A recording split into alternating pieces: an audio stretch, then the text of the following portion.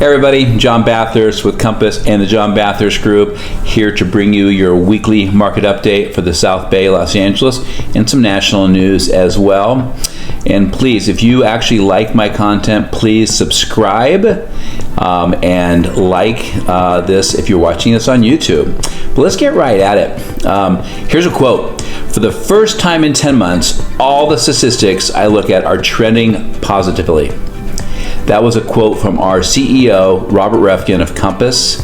And here's why he is saying that. He said that last week on CNBC. The 6 reasons why Compass CEO Robert Reffkin believes Q4 of 2022 was the bottom of the recent real estate cycle.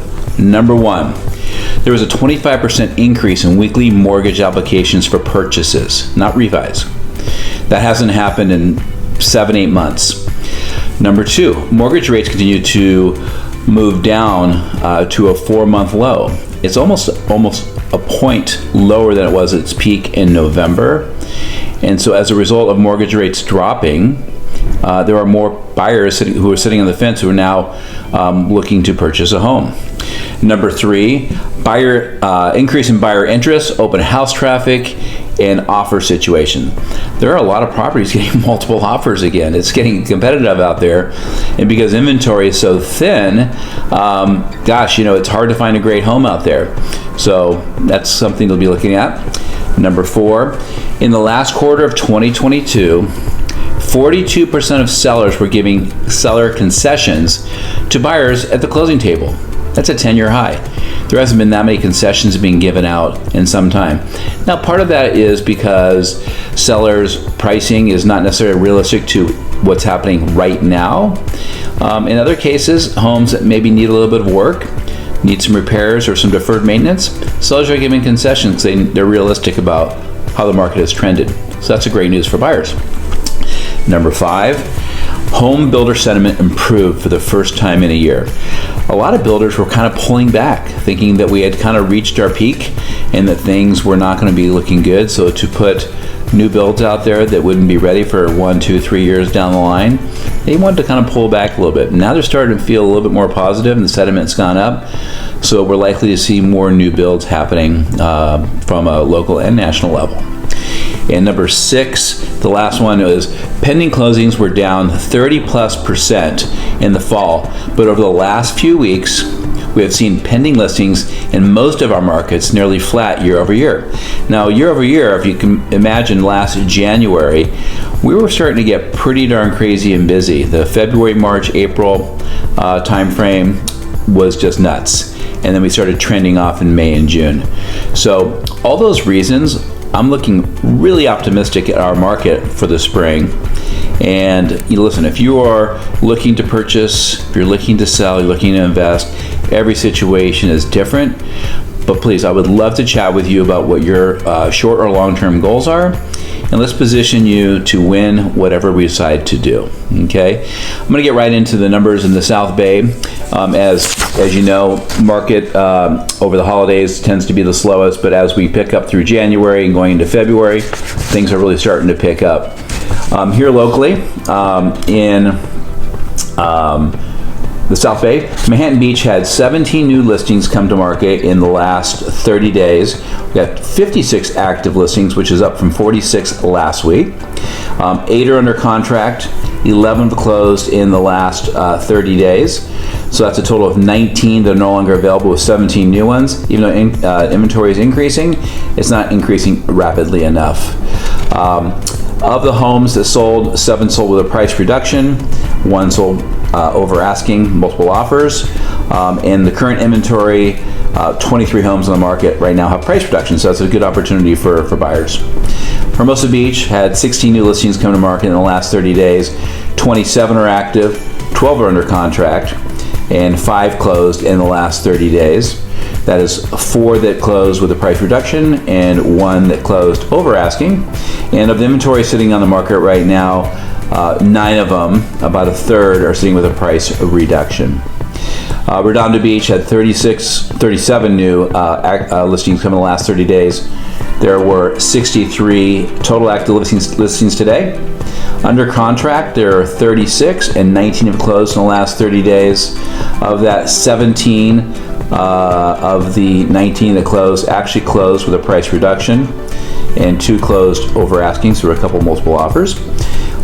24 of the active inventory sitting on the market has a price reduction, which is about 38%. Palos Verdes Estates had 11 new listings come to market in the last 30 days.